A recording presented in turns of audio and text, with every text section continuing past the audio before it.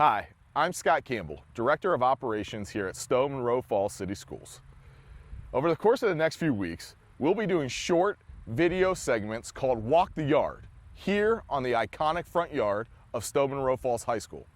The short segments will be informational videos with personnel from the schools, city, and stakeholders to give you the clear facts on our operational levy that goes on ballot November 8th.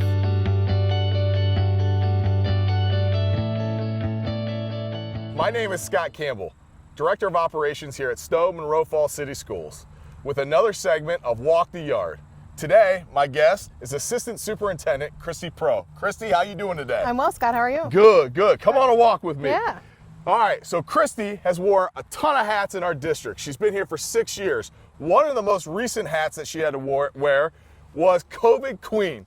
She was our lead coordinator with all things COVID.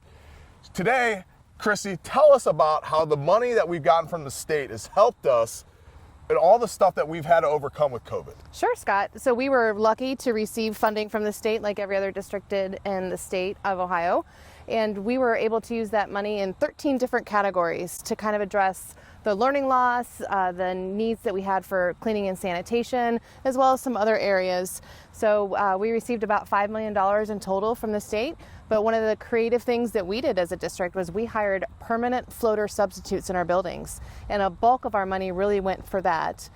And that was really important to have those people on board because they helped us keep our buildings open as we had staff that were out because of an exposure or a positive case. And we were able to have people available to sub in their classes. A lot of other districts didn't have that. So those subs were critical to us keeping our buildings open and being able to have school for our kids when they needed to be here. Yeah.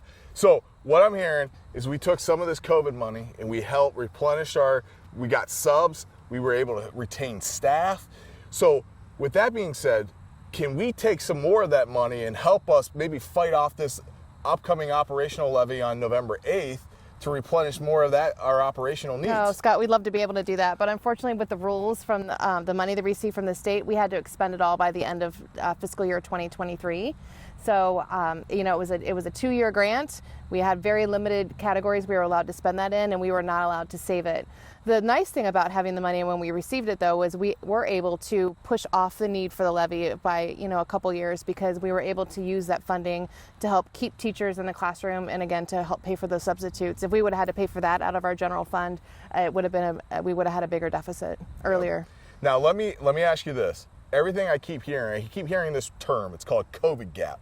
Yeah. And this happened because, if I'm not right, let me know, but this happened because at the beginning of COVID, kids weren't at school. Right. And then we had that almost quick end of the year when it first happened, and then we came back into a hybrid model. Right. And the COVID gap is kind of the educational loss that some of those kids obtained because they weren't in school. Mm-hmm. How are we doing as a school district narrowing down that COVID gap? Yeah, so our staff have been amazing throughout this whole process. I have to give all the credit to our teachers, our classified staff, everyone really stepped up. We were able to use the funding we received from the state to keep our class sizes small.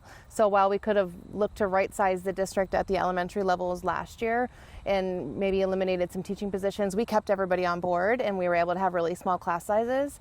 And that gap, I'm really proud of everything that they did, and they should be proud too. And our students worked really hard, and we are back to pre-pandemic achievement levels, and we showed on our most recent MAP scores were above expected growth. We also were able to use some of the money that we received to institute some tutoring programs at grades we historically haven't had those. So we have an elementary program, we had a middle school program, we had a program at Lakeview. Using those funds have really helped us to close that gap, and we're really excited to see that data come back and to see the gains our kids made. That's awesome. So it sounds like we took that COVID money and we generated it towards what's most important to us is our kids and our students and their education and getting them back on track. That's amazing. Now, the other aspect of that we have come to learn over the last couple of years is there's a mental health side of that, right? Yes. So when COVID first hit, kids were forced to stay at home. And so some of these mental health issues flared up a little bit. Sure. What is the school district's stance on mental health, and how have we kind of tried to help bridge that gap and helping any kid that needs that we are able to offer them the right services. Sure. So, mental health is hugely important for any school district in Ohio, but especially, it's a big focus for us as a district. And again, the funding that we received, this year we were able to add another school counselor at Lakeview, which has been a need, that we've been looking to address for a while. We have additional staff coming in from Child Guidance to provide direct services for interventions for our students that are in grades K through 6. So, that's exciting to be able to add that additional service in. But just in general, one of the other things we purchased has been our panorama survey.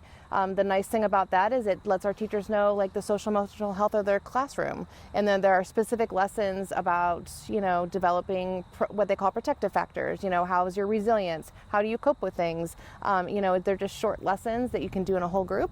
And you really teach some of those social skills that a lot of our students really kind of missed out on that COVID year. It was the social skills that really, we saw the biggest gap in. Yep. Hey, Kristie, thank you so much for your time. Thank you so much for this walk. Looking forward to doing it again. Yeah, thanks, Scott. Thank you.